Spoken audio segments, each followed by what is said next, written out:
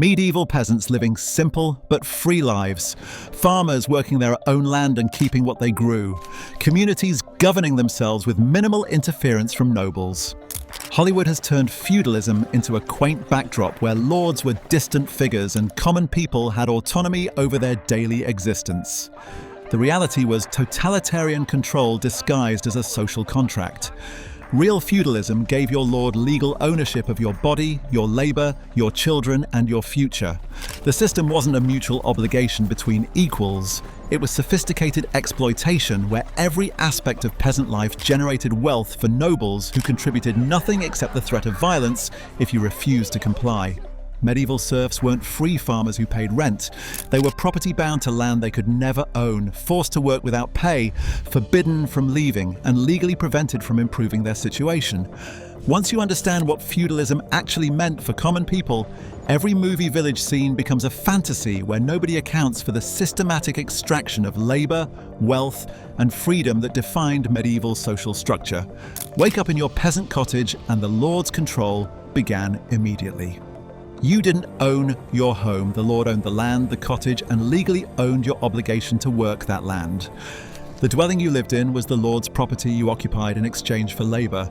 The cottage was a minimal shelter, 1 or 2 rooms, dirt floor, thatched roof that leaked, no windows or crude openings covered with shutters, no chimney, just a hole in the roof for smoke.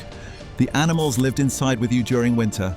The smell was constant. Smoke, animal waste, unwashed bodies, spoiled food. This was normal housing for people who produced the food that fed everyone. The morning meant immediate labor, not on your own land for your own benefit, but on the Lord's domain. The domain was the portion of the manor land the Lord kept for himself. 3 to 4 days per week, you worked this land without payment, ploughing, planting, harvesting. Whatever the Lord's steward demanded, your own plots got worked on your free days. The labor obligation was called week work. Specific days each week belonged to the Lord. You couldn't refuse. You couldn't send someone else unless they were your household member, also bound to the manor. The work was yours personally to perform. Missing a day meant fines you couldn't afford or physical punishment. The seasonal obligations made it worse. During harvest, the week work increased. Boon work meant additional unpaid labor during critical periods. You might owe 5 or 6 days per week during harvest. Your own crops waited while you brought in the Lord's harvest first. If your crops rotted from delayed harvesting, that was your problem. The work wasn't agricultural labor only. You owed carrying services, transporting the Lord's goods to market, construction duty, maintaining roads and bridges, military service when the Lord required it. The obligations were whatever the Lord defined them to be, enforced by the threat of losing your land tenure, or worse. Try to plant your own strips in the open fields and the Lord's control continued.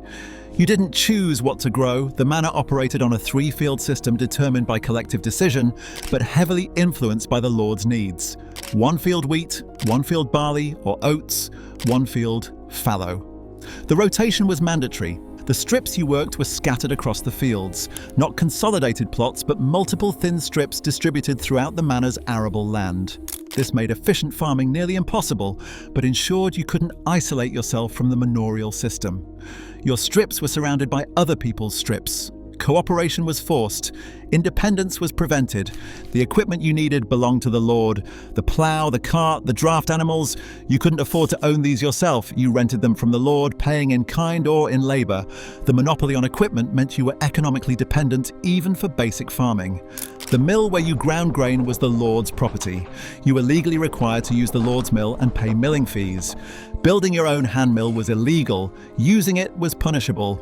The Lord controlled food processing and extracted payment at every step between the field and the table. The oven where you baked bread was also the Lord's monopoly. You paid to use it. The wine press, the forge, the brewery.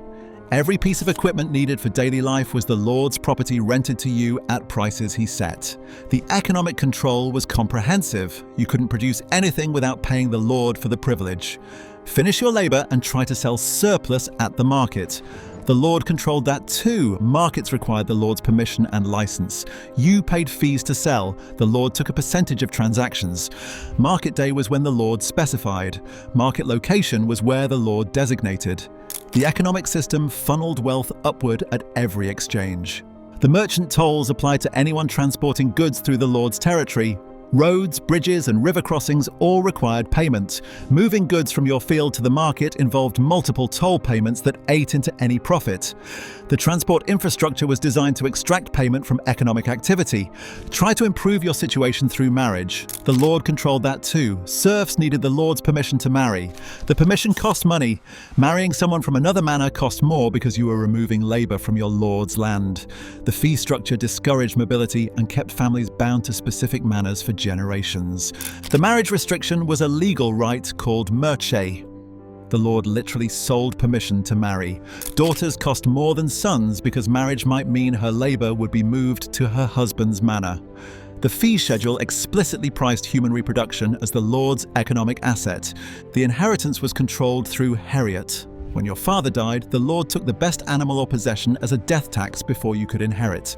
The practice ensured wealth never accumulated in peasant families. Each generation started with less because the Lord extracted value at every transfer. The children you produced belonged to the manor. Sons inherited their father's obligations. Daughters faced the same merchant fees you paid. The family unit existed to reproduce labor for the Lord's benefit. Children weren't your legacy. They were your Lord's future workforce. Try to send a son to learn a trade or enter the church. The Lord could refuse permission. Letting peasants escape through education or religious life reduced the labor pool. Permission cost money. The fee compensated the Lord for losing a worker. Social mobility required paying your Lord for the right to leave his control. The legal system enforced all of this through manorial courts. The Lord was a judge. The Lord's steward was the prosecutor. The jury was other tenants who knew refusing to convict meant being targeted next. Justice wasn't impartial. It was a mechanism for enforcing the Lord's economic interests. The court met regularly to hear cases about missed labor obligations, unpaid fees, or rule violations. You were guilty until proven innocent if the Lord's steward accused you. The fines were set to be affordable, but painful, enough to extract wealth without killing the peasant whose labor you needed. The punishment escalated for repeat offenses. First offense was fine, second offense was a larger fine plus public humiliation. Third offense might be physical punishment. The violence was controlled. The Lord needed healthy workers, but the threat was real and public. Everyone saw what happened to people who resisted. The stocks were a public reminder. Criminals were confined where everyone could see them. The humiliation was part of the punishment. The message was clear. This is what happens when you challenge the system. The psychological control was as important as the physical. Try to run away. That was illegal. Serfs were bound to the land legally. Leaving without permission was a crime. The Lord could pursue you. Other lords returned runaways. The system was a mutual enforcement. Lords protected each other's property rights in human labor. The runaway who reached a town and survived 1 year and 1 day could claim freedom. This was the origin of the saying, "City air makes you free." But surviving a year required avoiding your lord's agents, finding work despite having no legal status, and not being betrayed by townspeople who might face penalties for harboring runaways. The church provided no escape. The clergy preached that the social order was God's will. Being born a serf was a divine plan. Accepting your station was a religious duty. Rebellion against your Lord was rebellion against God. The ideological support for feudalism came from the one institution peasants trusted. The tithe extracted another tenth of your production for the church. After giving the Lord 3 to 4 days of labor, paying fees for everything and supporting your family on what remained, you owed the church 10%. The religious obligation compounded the secular exploitation. The festivals and holy days provided the only breaks from labor. The church calendar mandated numerous feast days when work was forbidden. These weren't generosity, they were pressure relief valves. The days off prevented complete exhaustion and gave peasants something to look forward to. The system needed sustainable exploitation, not a work-to-death labor force. The food you ate came from what was left after obligations. The Lord took his labor share. The church took tithes. Seed corn for next year had to be saved. What remained fed your family. The diet was monotonous: bread, porridge, and occasional vegetables. Meat was rare. Protein came from eggs or cheese when available. The malnutrition was chronic. Peasants were shorter than nobility, had worse teeth, suffered from deficiency diseases. The physical difference between classes was visible. The people who produced all the food were the ones who ate worst. The system extracted so much that the producers themselves were malnourished. The hunger determined everything. You couldn't refuse obligations even when they seemed unjust, because refusing meant losing land tenure. Losing land tenure meant starvation. The threat didn't need to be explicit. Everyone understood the calculation. Comply or die. The violence was mostly unnecessary because the system made resistance economically impossible.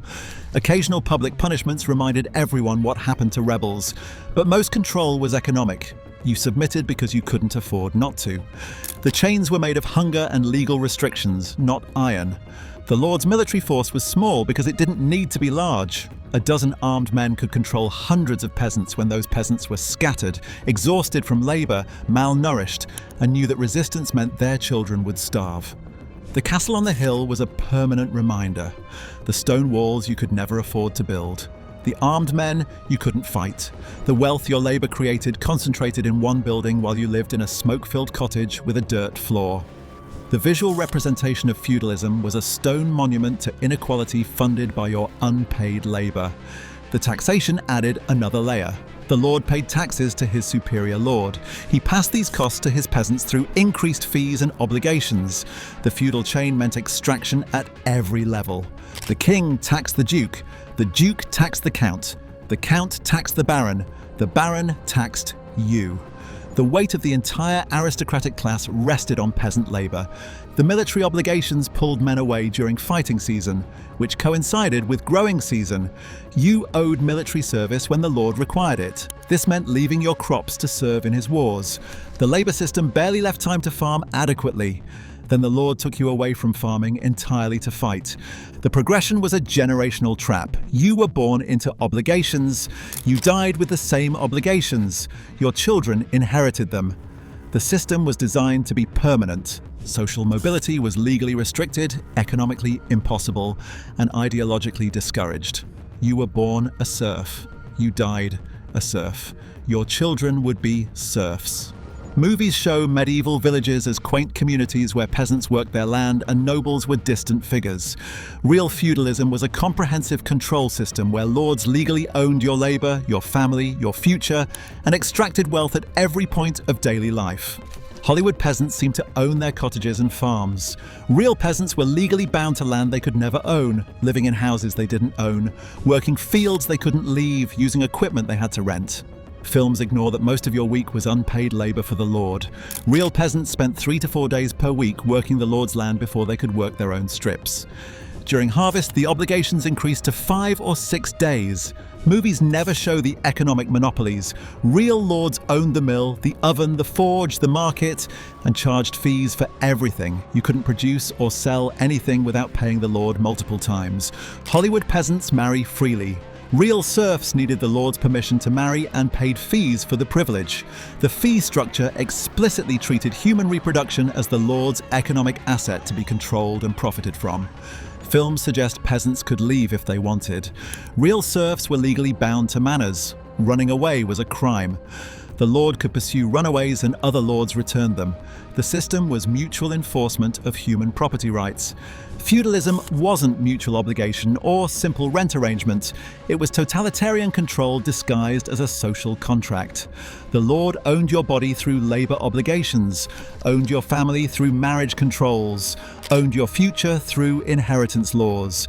The system extracted maximum wealth while maintaining just enough peasant survival to reproduce the labor force. The comprehensive control over medieval peasant life made modern labor exploitation look gentle by comparison.